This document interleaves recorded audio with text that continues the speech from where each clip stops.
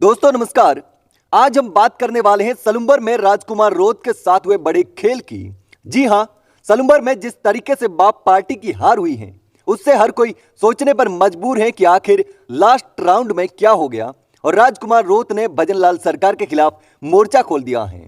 तो चलिए जानते हैं कि आखिर अब कैसे राजकुमार रोत के साथ बड़ा धोखा हो गया और सलुंबर में बवाल मच गया है और किसने ये गड़बड़ी की है।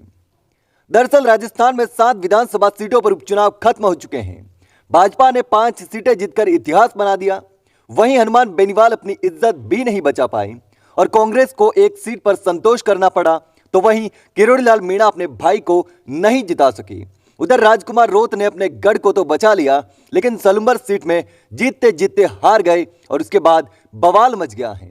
जी हां, सलुंबर सीट पर शुरुआत से भारत आदिवासी पार्टी के जितेश कटारा आगे चल रहे थे, लेकिन लास्ट राउंड में अचानक पीछे हो गए और जहां पर गड़बड़ी की आशंका जताई जा रही है।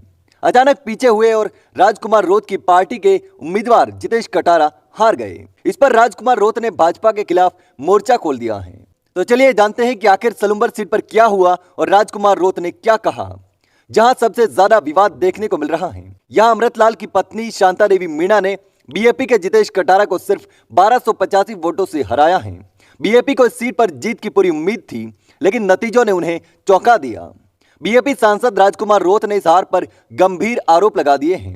सोशल मीडिया पर जारी एक वीडियो में उन्होंने कहा कि अंतिम राउंड में गड़बड़ी हुई है और उनके प्रत्याशी के वोट बीजेपी उम्मीदवार के खाते में जोड़ दिए। ऐसे में गड़बड़ी करके बीजेपी के उम्मीदवार को जिताया गया है और भारत आदिवासी पार्टी के साथ बड़ा धोखा हुआ है।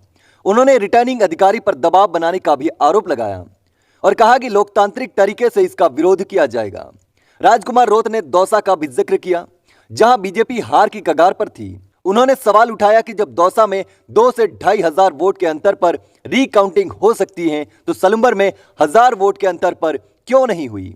अगर आंकड़ों पर नजर डालें तो सलुंबर में बीजेपी को कुल 84,428 वोट मिले, जबकि बीएपी को 83,143 वोट।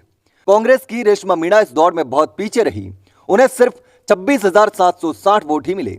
ये साफ दिखाता है कि मुकाबला बीजेपी और भारत आदिवासी पार्टी के बीच ही रहा था।